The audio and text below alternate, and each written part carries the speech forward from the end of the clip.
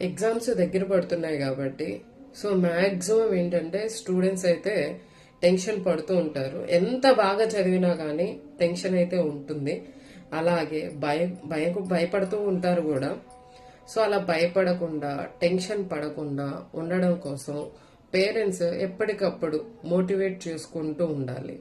అంటే మీరు లెక్చరర్స్ చేయరా అంటే చేస్తూ ఉంటాం. అది కాలేజీలో ఉన్నప్పుడు చేస్తాము. ఇంటికి వచ్చినప్పుడు కూడా మీ రెస్పాన్సిబిలిటీ కూడా కొంచెం ఉంటే వాళ్ళకి కొంచెం బాగుంటుంది అనేసి. సో అలాగే దాంతోపాటు వాళ్ళకి హెల్దీ ఫుడ్ ప్రొవైడ్ చేయండి, జంక్ ఫుడ్ అవాయిడ్ చేయండి, బ్యాలెన్స్డ్ డైట్ ఫుడ్ ఇవ్వండి. దాంతోపాటు అడెక్వేట్ వాటర్ని ప్రొవైడ్ చేయండి. నెక్స్ట్ స్లీపింగ్ టైమ్ ప్రాపర్గా ప్రొవైడ్ చేయండి. పీస్ఫుల్ టైం అనేది వాళ్ళకి ప్రొవైడ్ చేయండి. పీస్ఫుల్గా ఉంచండి.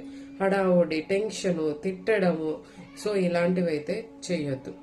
ఓకే, అప్పుడు ఏంటంటే వాళ్ళు ప్రశాంతంగా ఉన్నప్పుడు అక్కడ కాలేజీలో ప్రశాంతంగా, నెక్స్ట్ ఇంటి దగ్గర ప్రశాంతంగా ఉన్నప్పుడు వాళ్ళ మైండ్ అనేది స్టడీ మీద ఫోకస్ అనేది ఎక్కువగా చేస్తారు.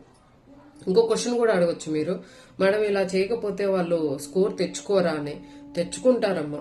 సో మనకి ఏమీ లేకపోయినా కూడా మనం సర్వే అవుతాము, అన్నీ ఉన్నా కూడా సర్వే అవుతాం. అర్థమైందా? ఏసీ ఉన్నా సర్వే అవుతాము, ఏసీ లేకుండా చెట్టు కింద కూడా సర్వే అవుతాం.